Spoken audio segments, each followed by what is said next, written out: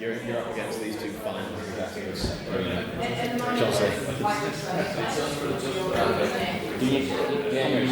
You there, boy, like a hey. Cold boy. Bradley. Yes. Fair enough, and you're in Niall out of that. Let's jump in. Mr. Rogers! Thank you. Hello. Right here. Kill you. Welcome to this evening's debate, which is this House Wishes Thatcher was PM during World War II.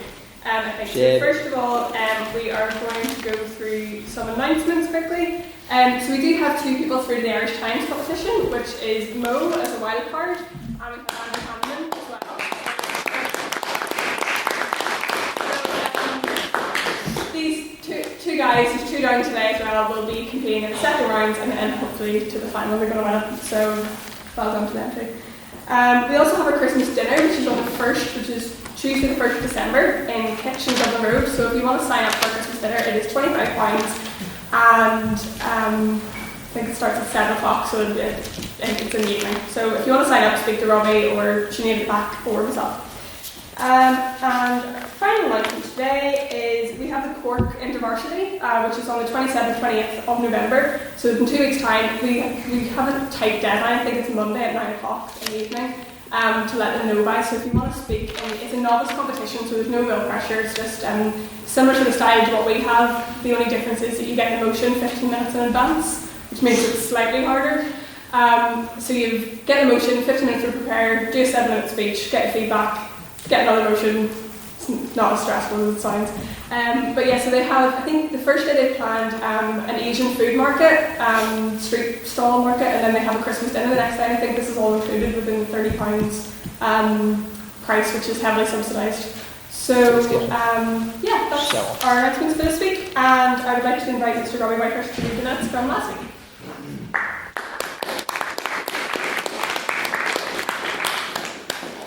Good evening, one more.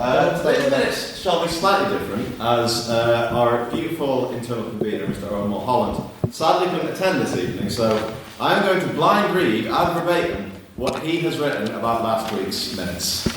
If any of you know Owen's minutes, this should be interesting.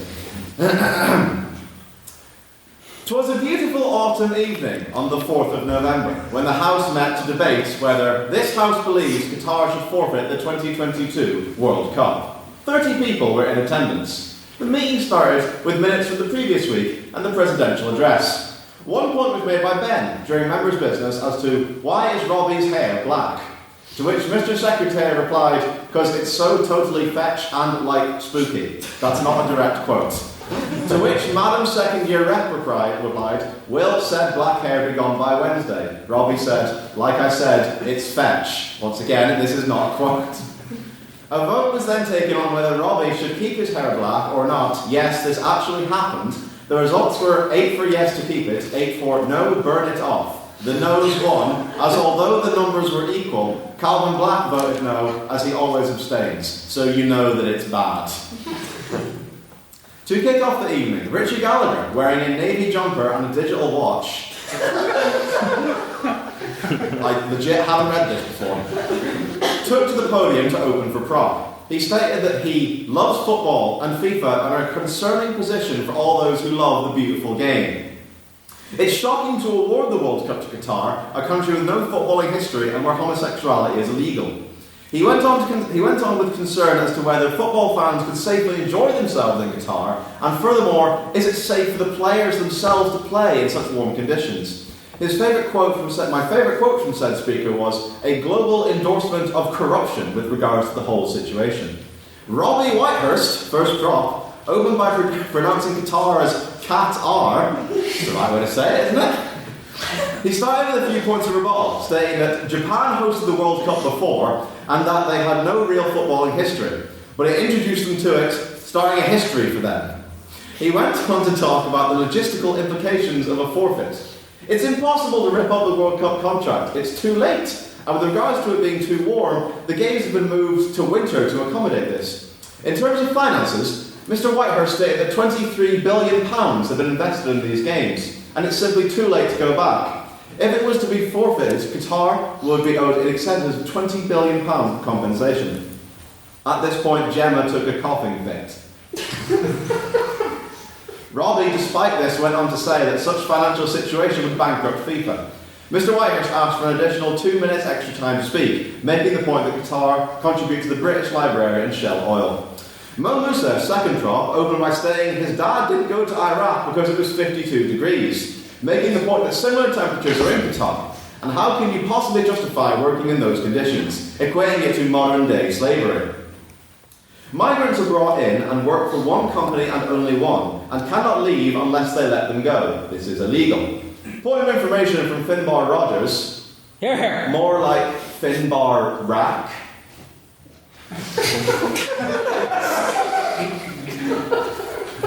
Context, no barracking, just a wee pun. Can't remember what the point was either. You lot are spoiled with me, I'm not joking. Ben Drennan, second off for his maiden speech. Qatar promised to build 7 cities for workers. He went on to talk about how the stadiums will be air-conditioned, which is amazing for the fans attending the games. Qatar has a proven track record of successful competitions. People like to hate the Middle East. Opening our doors to Qatar will build good relations, surely a springboard to success. Andrew Hanneman, for third crop. FIFA has been corrupt long enough to have been seen in all corners of the world. Mr. Hanneman went on to state that FIFA would easily accept vote money. FIFA's projected ability to host the World Cup is dwindling, but the desert heat is not. He went on to reiterate the scandal, that is the open-aired stadiums, and how this is a ridiculous statement to keep people happy, but in reality is simply not feasible. After a 2-year investigation, Qatar were not found to have bribed FIFA, however the audit carried out was done so by FIFA. This is awkward. He ended by exclaiming, "How long will this corruption go? Where is the humanity?" Emma Elizabeth Chadwick then closed with the opposition, stating that it was a common sense motion. She implored us to see reason, stating that we need to engage with Qatar and educate them, rather than closing the door in their face. Miss Chadwick accused the prop of not offering a rebuttal to the motion or any good points in general. Keep your friends close, but your enemies closer. She stated that this outreach to Qatar could help in the globalisation of leading political powers. Questions then went to the floor, where for prop, Chris Spratt commented, "What does the prop think is not acceptable in Qatar's way of getting the World Cup that is different from how China did, for example?" Andrew Hanneman replied with, "We do not deny anything. Thank you." Another question, abstaining on the motion, was Owen Rice. If Israel qualified for the World Cup, what would happen, as they are banned from Qatar? Prop were very happy with this question. And that's it. Other questions were heard from Andrew Miller-Wilson, Stavros, James McNally, Gemma Cannon.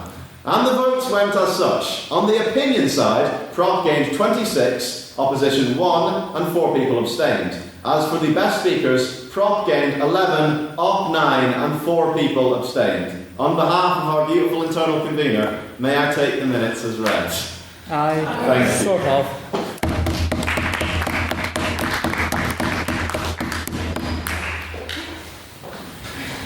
I don't know about you, but I love his minutes. Okay, now we move on to private members' business. So this is a time that if there's anything that you want brought up in the society, anything that you like, have a complaint about, if you want to have a mini debate about anything that's been in the news. No? Yes? Well, there was one interesting bit of news recently, and it concerns the recent kerfuffle going on in Yale to do with college professors putting out a notice that Genocide? pardon? What do you want? That students should be quite aware of cultural sensitivities when designing their Halloween costumes or such.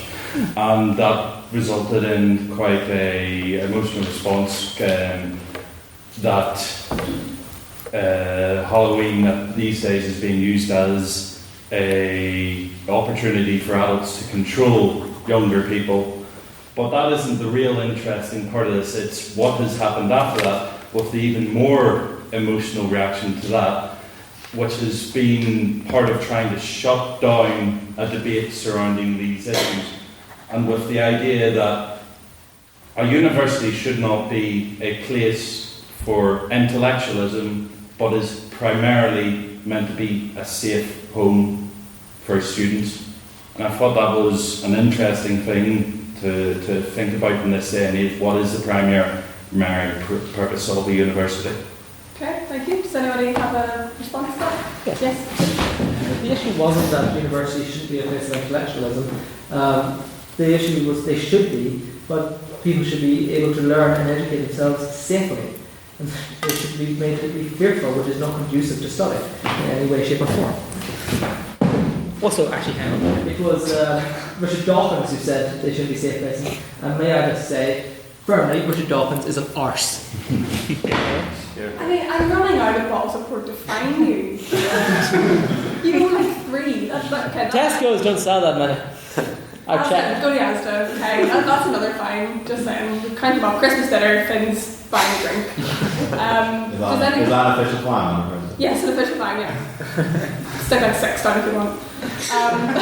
Does anybody have a response to Finn Bars or Christmas point? Or would you like to respond? You don't have to, it's fine. Okay, thank you. Do we have any other points of private members' business? Anything? No? Great. Okay. And next we move on to President's questions / Council members' questions, please. So, yes, Finn. Yes. It's about the court. No. Where is the lectern? I don't know, we were looking for it. Can we use that one the projector's on? Use the broken chair. Okay, we don't know. We leave the lectern here. People say that that's not how we. Got it in the first place. Don't tell the SU. But yeah, so we don't know where it is. But it'll be here next week, I promise. Don't hold me that promise. Yes. Who's tweeting tonight? Is James not here? Sinead is. not Sinead. Wonderful. Okay. Does anybody else have any President's questions? No, great. Okay. What are you doing? So first of all, we're going to quiet, please. Thank you. We're going to explain the rules of tonight's debate. So we have 4 speakers tonight. Each of the speeches will be 7 minutes long. First and last minute are protected, which I will signify by banging the table, banging my hand on the table. And if you want to stand up in the middle and ask a question, stand up, say on a pointer, point man, whatever. And it's up to the speaker whether they accept or reject your question. So if they reject your question, they can just wave you down and sit down. You can jump back up again in a while. So you can't ask questions. If you have asked a question, you can't immediately follow it, or you'll hear shouts, no barking from everybody. And I think that's about it. We'll have questions and answers at the end. So I would like to welcome our first speaker to the proposition, Mr. Stephen Ivanecki.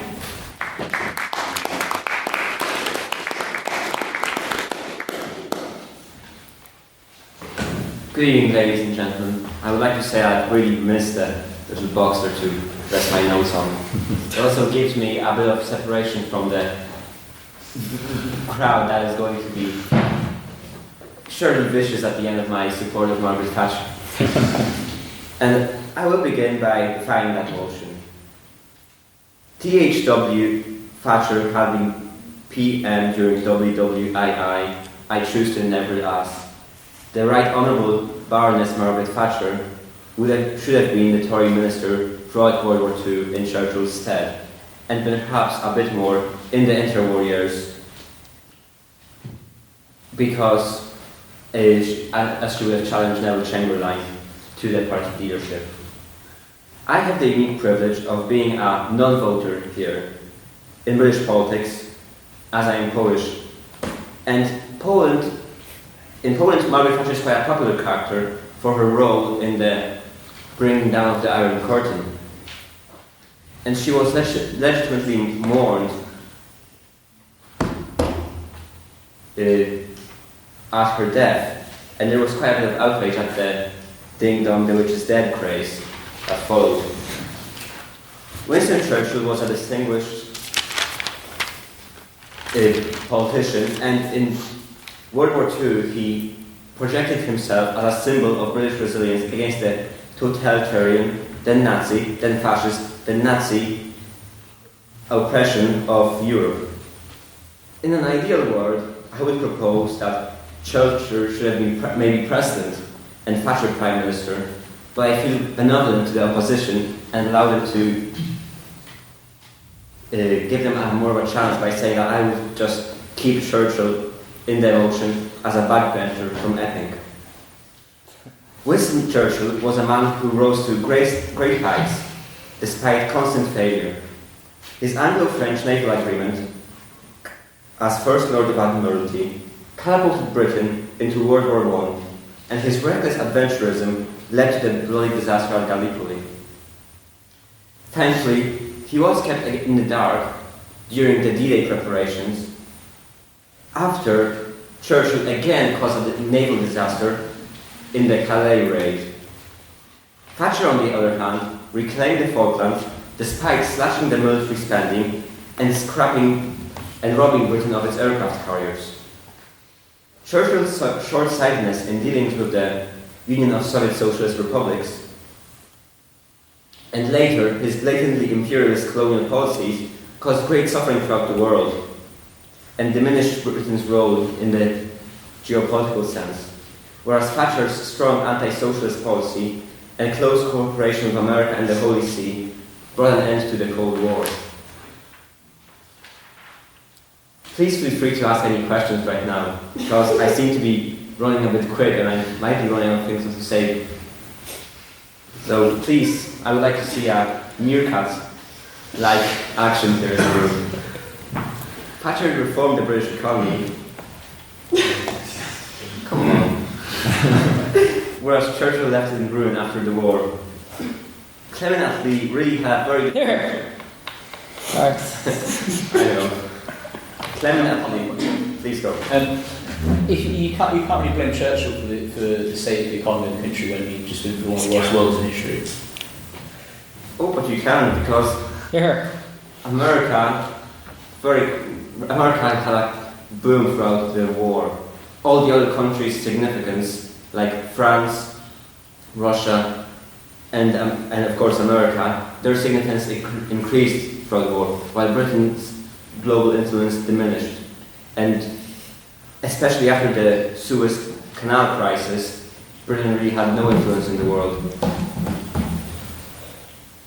Clement Attlee had to introduce a national service, create NATO, and develop nuclear weapons because of the precarious situation that Britain was in after World War II. Thatcher, on the other hand, left Britain much safer and with a booming economy. In an alternative way... Oh, right. The policies that Thatcher would have implemented during her time would not have worked during the post-war consensus. While they may not be applicable now, or while Thatcher was in power, the post-war consensus that Clement Attlee implemented was the right thing to do at the time economically.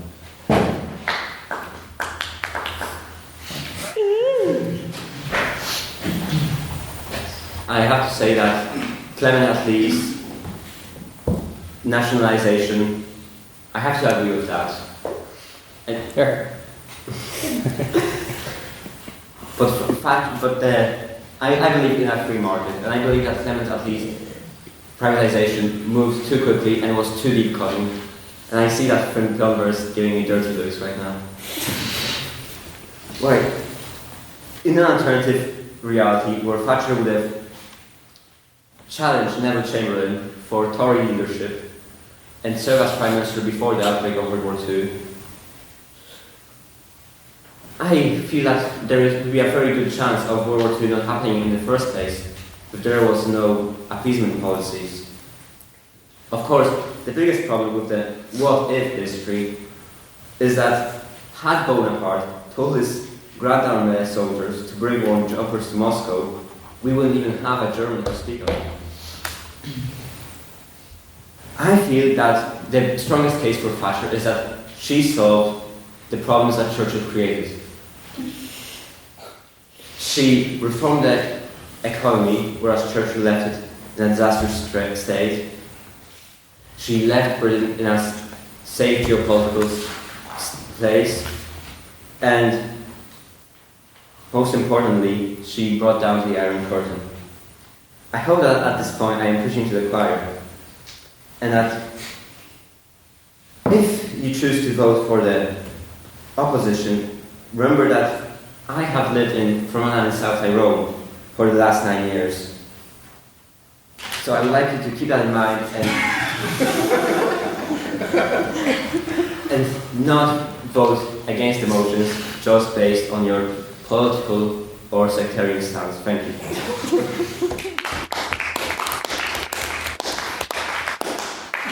Okay, thank you very much. I'd like to welcome our first speaker from the opposition.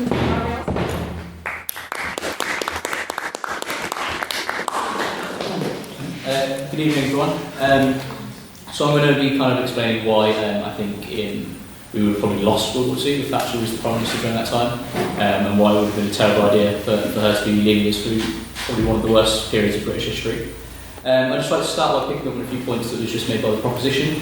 The first one, he kept referring to Thatcher as having reformed the economy, which is certainly true, but I certainly think it was in a positive way, as I'll explain throughout the rest of my speech.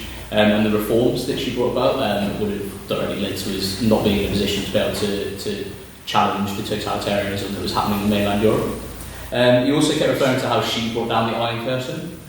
As far as I'm aware, it was the people of Eastern Europe and Russia that brought down the Iron Curtain, not Margaret Thatcher. She may have played a small role within that, but to claim that she single-handedly tore down the Berlin Wall and the rest of it is just a complete misreading of history as far as I'm aware.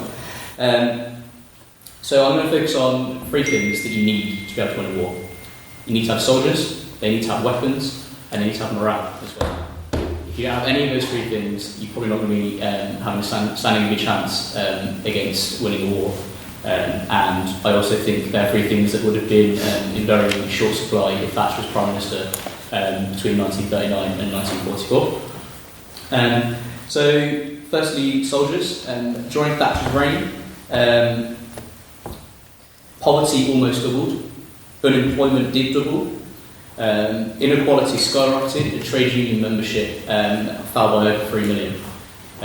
Essentially what Thatcher did was decimate the working class in this country, with reverberations in British politics still today, most notably with the rise of UKIP.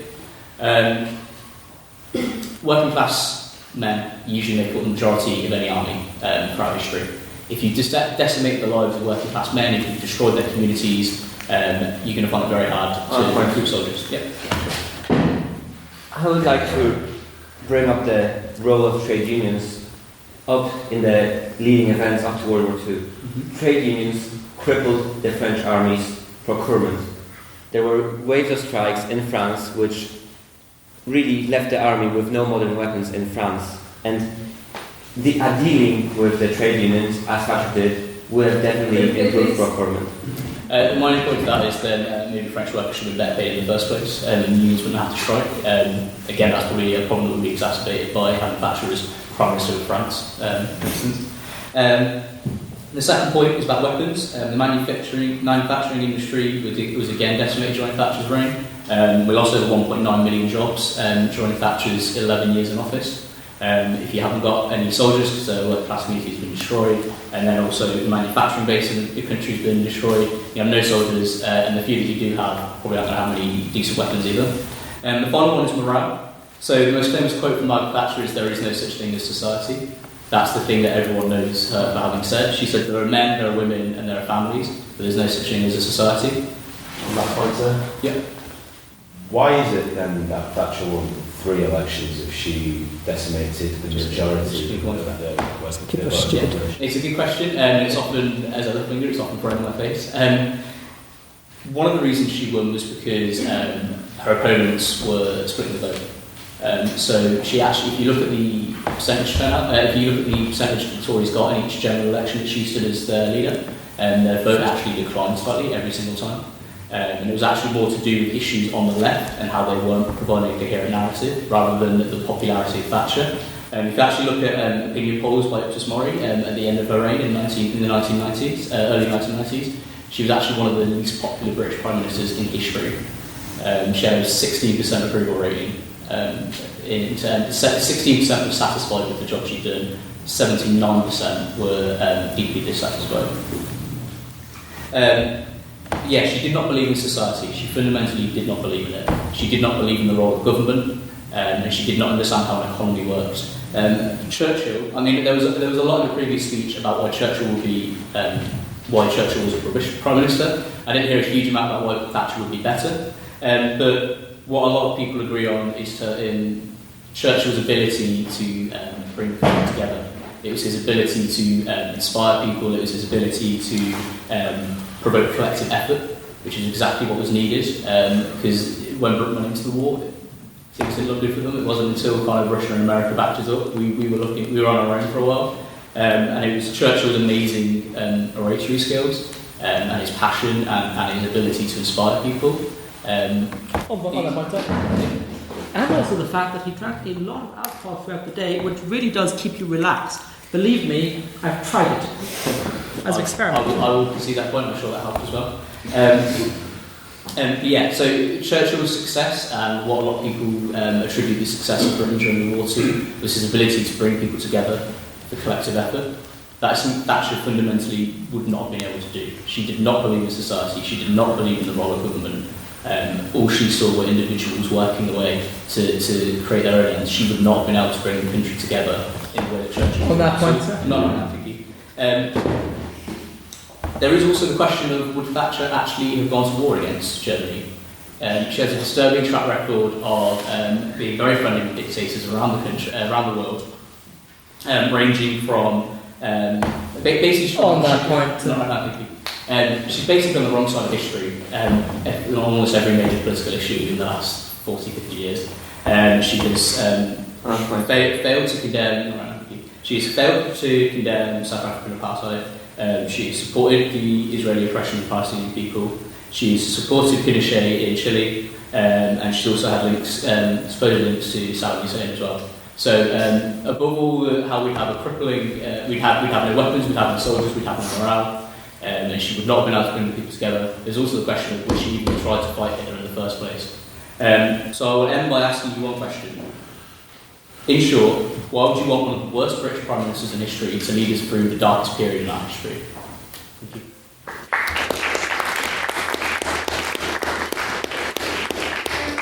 Thank you very much. I'd like to say thank you for your maiden speech as well, brothers. I'd like to welcome our second speaker for the competition and closing the conversation, Mr. Fenbar Rogers.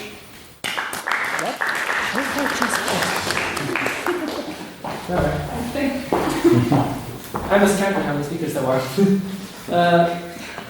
Guys, gals, and non-binary pals. Good evening and welcome to what is essentially Mr. Craig Miller living out his fantasies through the house because he's too cheap to afford the browser subscription fee. That mockery would work a lot better if he was actually here. He's bugging off to the Free State. Firstly, what First Op has done is flown off into the broad scarlet horizon in a fluffy haze of ideology, a socialist firebrand logic, and left all relevant historical fact behind. Let's return to the actual motion before us, which is that Margaret Thatcher, we wish, was Prime Minister during World War II.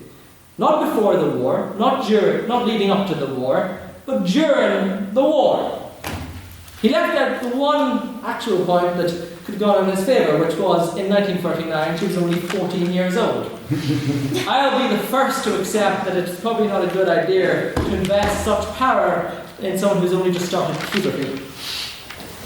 But thinking logically here, it probably wouldn't have made so much difference at all. From 1939, Nazi Germany already existed. It had already embarked upon its policy of Lebensraum.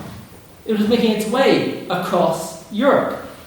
It had already built up a vast military machine. And Adolf Hitler was still a lazy wee git who was totally unsuited to any leadership position and any kind of power, which led him to build the most chaotic regime in arguably the 20th century, which through the chaos and the confusion that caused led to one of humanity's greatest atrocities.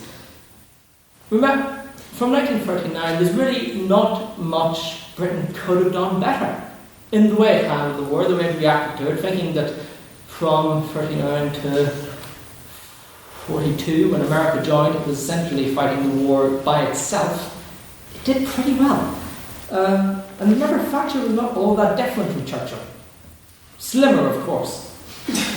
In terms of defence and foreign policy, Britain's place in the world and empire, she was very much the same, and in fact considered him one of her own personal heroes. Up to you. Eeny, miny, mo, catch a tiger by the coat. Her defence minister resigned during the Falklands because she refused to put any money into the Navy. So when you say that you can equate the two in how... You're talking about Michael Heseltine? Huh? You're talking about Michael Heseltine? No, the defence minister. He was Defence Secretary. Huh? When she was Prime Minister. When she was Prime Minister, he was Defence Secretary. He resigned over her not giving a contract to build helicopters to a certain company that he was friendly with. You've gone wrong there. The only real difference she would have made is by wasting a great deal of time and trying to get back the Channel Islands, whereas Churchill knew that he was angered by it, but he had bigger bastards to buffer. No, thank you. And also, let's remember that Thatcher and Churchill lived in completely different times. Thatcher lived at the very start of the age of spin, and her and Bernard Ingham really didn't live up to that.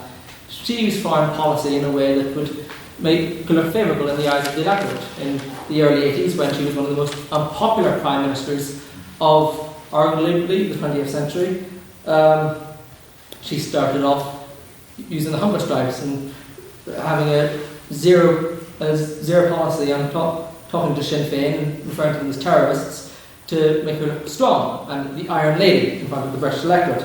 Let's face it, Northern Ireland was always foreign policy to Whitehall. And then that peaked at the Falklands War, and then she kept going, as you said, through the same stance on the ANC in apartheid and during the Cold War. Whereas Churchill, Chamberlain and Lloyd George didn't have that same evil-eyed Murdoch, hawk gazing over them as they tried to do things like bail. No matter who was Prime Minister during the war, Lord Halifax aside, it probably would have panned out in exactly the same way that it did. So, no, thank you. What would have made a difference, perhaps, I'm using the word perhaps, is if someone like Franklin Roosevelt had been President of the US during the Treaty of Versailles, or if during the Treaty of Versailles someone like Blair had been Prime Minister, someone who would have taken a more compassionate stance towards negotiations and diplomacy, and recognised that Germany wasn't to blame for starting the First World War, and they were just as destroyed by it. Because World War II did not start in Poland, with the invasion of Poland. It started at Versailles. There were many points at which it could have been prevented during the 1930s, as the Weimar Republic was... Go on, my friend. You appear to have done an opposition's job for them in the case that you stood there and said that they would have done exactly the same thing. The motion is that this House wishes that Thatcher be Prime Minister during World War II. You show me nothing that makes me think that. Well, I was supposed to be doing the opposition's job. I'm having to rework that. But why? I'm saying, why not? Essentially, I'm saying the motion is pointless. Craig Miller wishes Thatcher had been Prime Minister for 1,000 years, the 1,000-year right, as it were. They're so fervently against that. I say there's no need to be, because there would have been no difference whatsoever. To vote for this motion is to vote with infatuated ideologues who I wouldn't trust to run a bath, let alone a tortoise.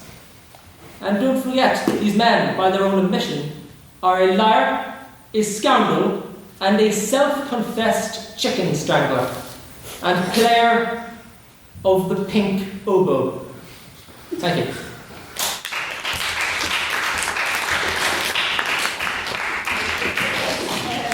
Can I pose a motion? Sure, I think. Private one. I would like a motion that we do not take an opinion vote on this. Any seconds? I second that. Second. Raise your hand if you're a guy. I'm Agree. confused what's happening, sorry. He wants to take... Typical Thatcherite. Try and quell democracy. He wants to not take an opinion vote on this. What you actually think? Oh, not taking. Yeah. Okay. We can cover this at the end. We'll let the final speaker go and then we'll cover it. Let's vote on voting. Yes, well, that's what we do next. So, on that note, I would like to welcome the final speaker for the opposition and closing for the opposition, Mr. Niall.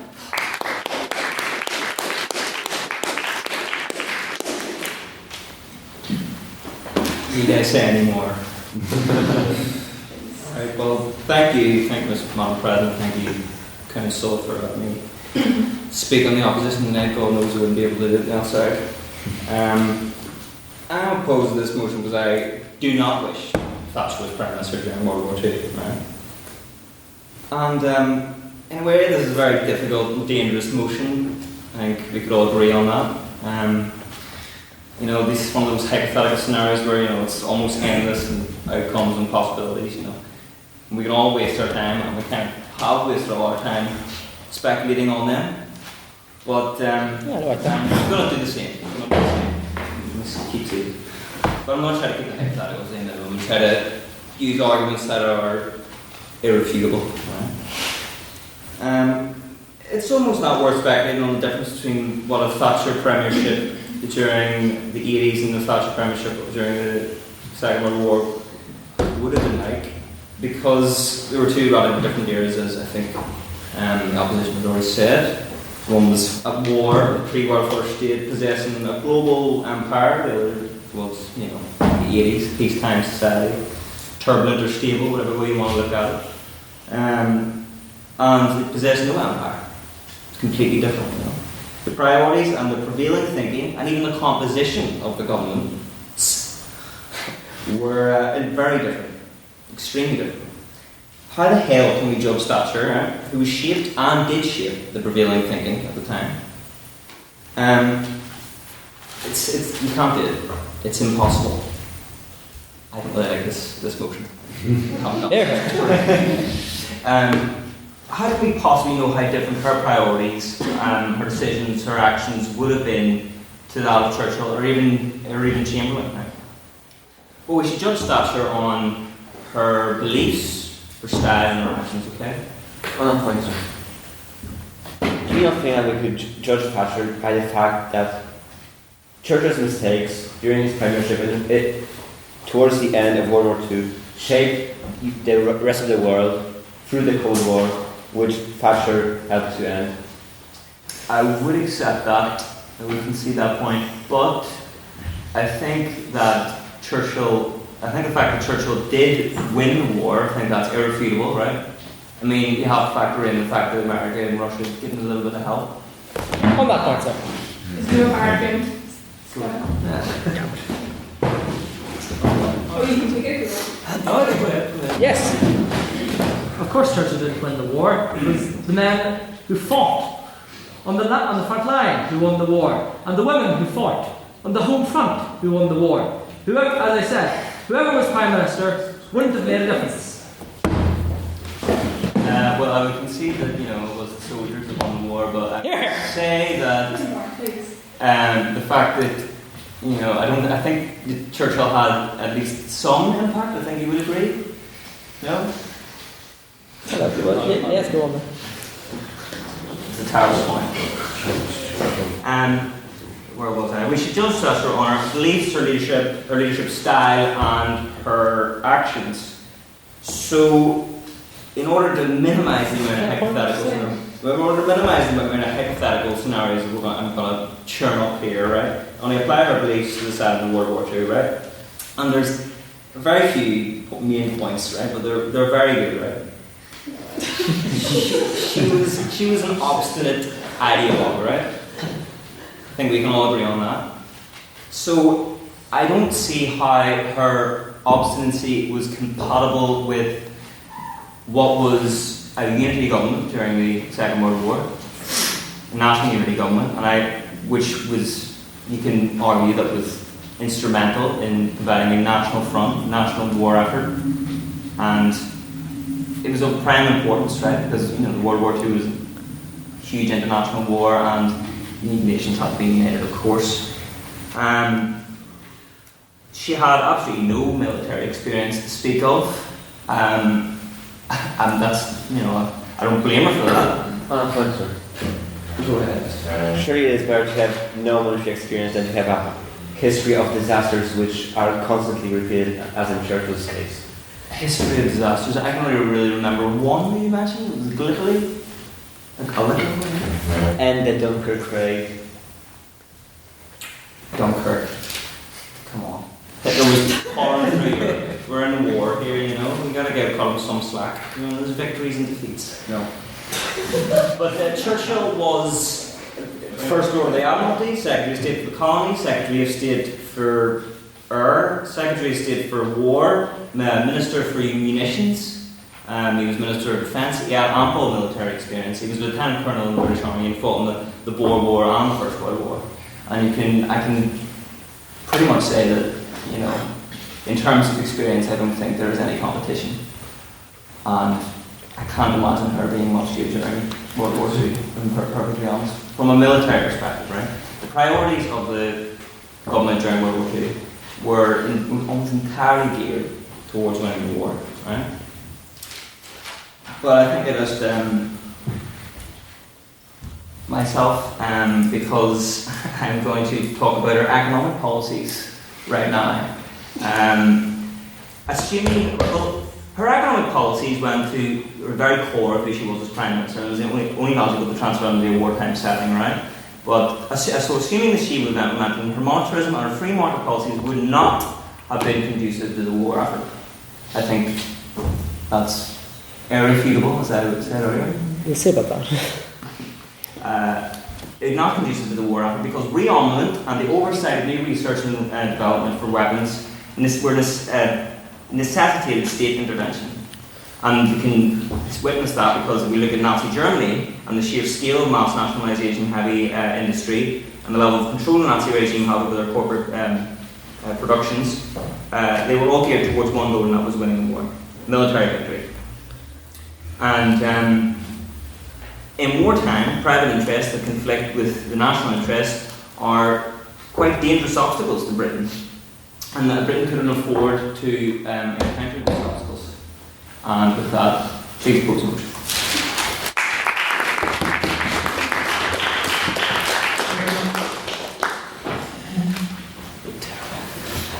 Okay, thank you very much. I'm going to give Ryan another round of applause for his maiden speech.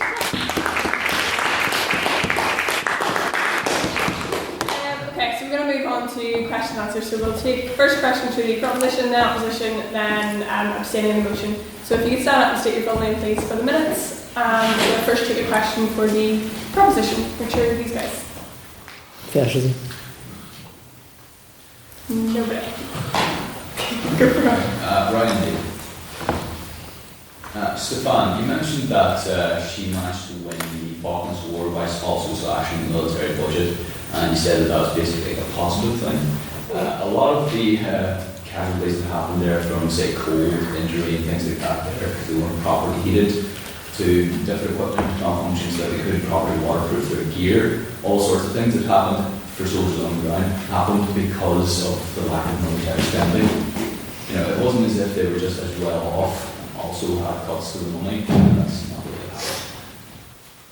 happened. Well, what I mentioned was that she rid Britain of aircraft carriers because correctly she saw that the aircraft carriers that Britain had at the time have been made irrelevant.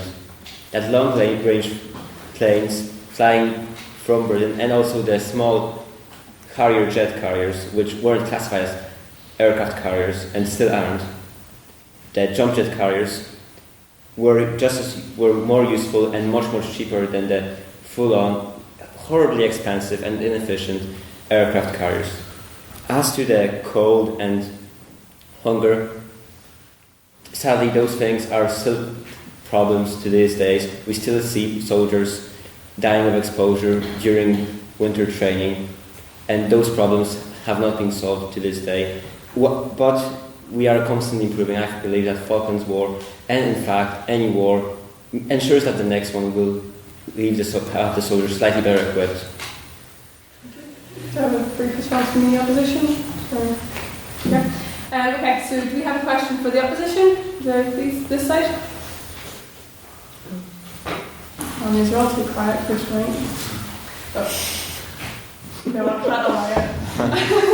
Any general points on the motion? What you thought of the general debate? Your sort of abstaining opinion? Yes? Stand abstaining, please. Jill McManus. I'd just like to say I'm quite happy that neither Margaret Thatcher nor Winston Churchill were Prime Ministers after the war, because the NHS meant Here. founded. See, that's a point I'd like to expand on. Yes? Yes. Brief response each. You have just highlighted why he's being a fool at the end of his speech. You said her free market policies would not have been conducive to the war effort. This is pre-Attlee, boy! Britain was a free market economy! Can I respond to that? Yeah, you're correct. The policies that were enacted by her and probably similar ones by Churchill would have, we wouldn't have the state that we have now. On the point of it being before post-war consensus, we weren't a free market economy before then. There's never been a free market economy. As close as possible. Okay, do we have a question for the proposition, these guys? No, they do have a sec. Can I just, finally I can tell you who it was. It was Lord Carrington up there, and he was the Foreign Affairs Minister, and he resigned. Foreign affairs, no, defence. You're saying different. He was one of the longest ever serving cabinet ministers, and he resigned because of Thatcher not putting enough money into the Navy before the Falklands, and took full, kind of everything aimed at him, and then he turned around and said in an interview later it was all Thatcher's fault. Okay, right. For a start, yes, foreign and defence, really not the same thing. One talks to people, the other blows them up. Second, that was during the Falklands, not World War II. There is a difference to fighting off a vast, complex industrial war machine that at this stage encompasses the whole of Europe, and a country that can't bake bread, Argentina. You're essentially fighting a war with the Isle of Man. There's no response, but you can ask another question. Yes, brief response. Just in response to that, the defining trait of Margaret Thatcher was that she was stubborn and she was idealistic. So to argue that she would have to argue that she would have seen the two situations differently is something I'm not sure history would support you in. How are we to know that she would have enacted the same sort of policies, whether it was World War II or Falklands War or whatever? We can't assume that. 3 seconds, please. 4 words. 4 words. Churchill style, not different. Okay, so do we have a question for the opposition? These two lovely gentlemen. Yes, go for it. Well, essentially, saying that it was the Nazi war machine geared towards war that eventually would turn them into one of the world's largest war machines. It wasn't that so much as the large, abundant population. The problem then, which happened later on in the war, was that the Nazi government had too much control over the arms industry, with Hitler himself rejecting weaponry such as the STG 44 because he thought it was an ugly weapon, despite being the world's first assault rifle, which could have had a decisive impact on the war. Yes. I think what we've got there is a problem with Hitler's decision-making skills, not a problem with nationalised decision-making body. There's plenty of mistakes made. You're in an age-old debate of whether government can make efficient decisions or not. Sometimes government doesn't, sometimes private businesses don't. But I think generally the agreed method of waging the war is not to give it to privatised companies, it's to allow the government to run the war. And your example there just kind of shows Hitler's poor decision-making. If he'd have had a more democratic decision-making body within his cabinet and all the rest, they might have been able to say, Hitler, that's a crap reason not to choose. Okay, thank you. And do we have a point abstaining on the motion, I believe? Oh, go on. I do, I just can't. There's a person's name. Can somebody remind me who is the story? Betty Graham. I'll stand up, sorry. First of all, if I may quickly ask the House, what is the name of the man about whom the movie The Imitation Game is written about. Right. I'd really like that. It's been said before that maybe it's an overrated statement, I don't know. I'm not a brilliant historian in World War II, but it's been said that Alan Turing, without his contribution to the war effort, Britain surely would have sunk a lot faster. And the story goes that Churchill was rather lenient with a sort of an esoteric request from Turing to continue his work on the decoding equipment. Would Thatcher have been quite as lenient, or would she have thrown it out? I believe that Thatcher would have been just as lenient, because she did put a lot of effort into special forces and the intelligence services, rather than big, bulky aircraft carriers that were just good as torpedo targets. And Turing's effort would have been that key. Of course, it is said that the World War II was shortened by 2 or 3 years thanks to the crack of the Enigma code, but the Enigma code was cracked a year and a half in advance by the Polish intelligence services. And Turing's efforts, of course, were key, and he was a brilliant mathematician, but you would have most of the advantages of cracking the Enigma without Turing. Opposition? Just kind of a general point, kind of asking what Thatcher would have done with a state-sponsored programme. I think history suggests she probably wouldn't have wanted it to carry on anyway. I'm not an expert on her attitude towards homosexuality, but I believe it wasn't great. So that probably would have featured in there somewhere as well. Okay. Question for the proposition? Yes, Mr. Secretary. State name, please, for that. Hi, I'm Robbie Whitehurst. As a general point of definition, I suppose not. As a general point of definition, we talked a lot about Thatcher's popularity and how she managed that thing. I mentioned that she stayed for 3 terms. Winston Churchill, even after the Second World War, maintained his popularity. Of course, he had that brief interregnum, but then he was re-elected again. He remained popular. Whereas Margaret Thatcher, at the end of her term, was ousted by her own party. And this was in a time of, peace in the strictest sense of the word, and might have instability, almost. How do we know that Margaret Thatcher, during a time of extreme national crisis, wouldn't have been immediately ousted by her own party, given her, the same misdemeanours that she would have caused during peace times? The problem in the 45 election wasn't Churchill, it was the party. They hadn't reformed at all since the 30s, and the Conservative Party was still associated with the Great Depression and the mismanaging of the economy of that decade. And also there was a rather badly judged speech Churchill made where he said that Labour couldn't carry out their plans without some form of Gestapo, which was seen to be in poor taste after they just fought off the people who created the Gestapo. But people still loved Churchill and hugely admired him.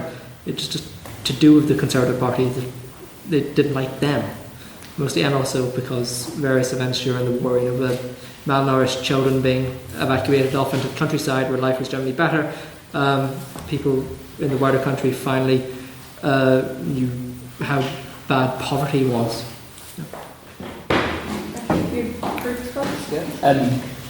It's actually something I forgot to mention in my speech. She's described even by her friends as flying off the handle too early, as confrontational, arrogant, alienating, and all the rest of it. So I think, and it kind of goes back to my broader point about bringing society behind the war effort. I think you're right. I don't think she would have been able to bring society behind the war effort, but I don't think she would have been able, like you said, she wouldn't have been able to bring even her own colleagues behind it. She probably wouldn't have, in those kind of tense times, I don't think she would have been able to be the voice of unity that was needed. Okay, thank you. Do we have a question for the opposition? No?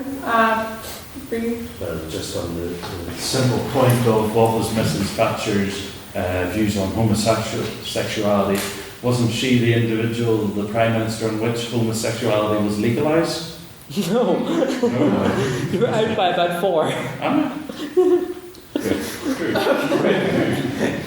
have no idea. Anyone want to offer think it was legalised here under her. No, it was legalised. Well, in Britain, it was legalised by Harold Wilson's government in '67. In Northern Ireland, it was legalised in the '80s, I think, from pressure from the EU, the same way it was legalised in the South in '91. Forgive me for butting in, but she imposed strict regulation on teaching homosexuality in schools under Section 20. There's no back and forth going. So, the encouraging of your question was okay, wrong Prime Minister, but she legalised something. She didn't. No. Okay. She was rubbish. Okay. She was rubbish. Oh, okay. As always, the views of the individual speakers do not represent the director. Do we have a point of abstaining on the motion? Yes. Hi, Jamie Hanna. Is everyone who was only focused on just Thatcher? Sort of thought about a hypothetical of what if it was Thatcher and her government? You kind of decide which cabinet you want to answer for, but would her cabinet have made any difference as well as her being Prime Minister? Good point. Okay. First, the proposition for response. Yeah. Well, this motion is awful because at completely different times they existed under. Probably not really again at this stage. Really, as I said, so long as Lord Halifax wasn't Prime Minister, because he was the one who, the Nazis, if they had gone through their planned invasion of mainland Britain, then they would have installed him as the victory Prime Minister, because he was seen as being more favourable to him. So long as he wasn't given the job, then probably no one would have made much of a difference. If Wilson was Prime Minister, probably be the same, or Blair, or Mo Molam, or Edward Goebbels, or Mr. Rogers, or Sooty with a pile of sticks. Corbyn's jacket. I think we're done. A poppy. Examples. Sooty and Goebbels. And we have a brief response to if they installed Thatcher's cabinet instead of just herself. I guess two things come to mind. I'd have to go and research it for ages. I was facing with Thatcher, but I guess a lot of my argument centred on the consequences of her policies and what that would have meant for a wartime economy. And her cabinet were complicit in bringing that about. So I guess largely no. The only thing I can think of is maybe her cabinet would have got rid of her because that's what happened to her in the end anyway. So maybe that would have made a difference. I don't know. Okay, thank you. Right, we'll go for one last quick round of questions. To the proposition, if you don't have it, it's fine. Do you want to continue this six-part question? To the opposition? Abstaining? Okay. Okay, we'll go for a vote. So, Stefan, you put forward a motion that the second is to vote on whether we don't have an opinion vote. Why? I was just going to say, why would you not want to have an opinion vote? Just for the record. I believe that opinion vote, seeing as we are in Northern Ireland, wouldn't be a fair representation of racialism. What? Racialist. It wouldn't be a fair representation, and seeking as half of the proposition seem to be against the motion. Which half? I don't know. I'll answer to the first part, please. Okay, well, the opinion vote is actually, it's not the one that's recorded in our minutes for who won the debate, so it's the speaker ability of who won the debate. Yes, you can come I'd like to propose a second sub-motion, yes, an amendment, that this House believes this motion is silly. Okay, so let's second that. Thank you. Okay. So we have two votes, okay. One is to not vote on opinion. Anyone said aye, if you agree? Okay. No. And the second, I'm going to forget that. The second one is on the motion that this House believes this motion is silly. This House believes this motion is silly. Counterfactuals should be avoided. Pardon? And that counterfactuals should be avoided. There's too many amendments.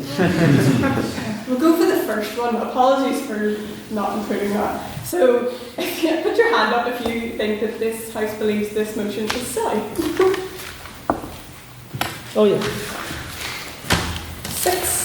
For the record, we will be having for the spring motions. There is a meeting that you can come to if you want to suggest motions, and you can submit them online on Facebook or badger any member of council or put it in the letter room. There's so many ways. Email us. So many ways to submit motions if you would like some, or if you would like one that. If you would like one. Yeah. Okay, so we're now going to go to our opinion vote. So if you think, if you agree with the motion, which is this House wishes Thatcher was Prime Minister during World War II, please raise your hand and say aye. Sorry, can you say that again? If you agree with the motion and vote with the proposition and think that this House wishes Thatcher was Prime Minister during World War II, please raise your hand. That's more complicated than it should have been. Is it two? Sinead? No. What's the second? One? Okay. Fascist. And if you agree with the opposition and think that Thatcher shouldn't have been Prime Minister during World War II, even though she wasn't, please raise your hand and say no. Yeah. One. Communists. 15. Yeah. Okay, and if you'd like to abstain the motion, Calvin. 4. Okay. And this vote is the binding vote for the minutes. So this is on speaker ability. So if you all want to raise your membership cards, you can vote in this. So please raise them if you think the proposition spoke better tonight. 1. Okay. And if you think the opposition spoke better tonight, please raise your hands. 10.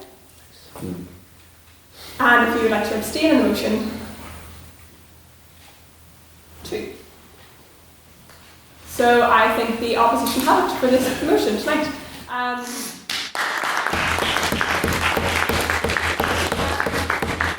Quick reminder, if you'd like to sign up to our Christmas dinner, please message us or get and sign the spreadsheet on Facebook. We have the pork IB on the 27th, 28th, and we're all going to the bar now. So part of our... You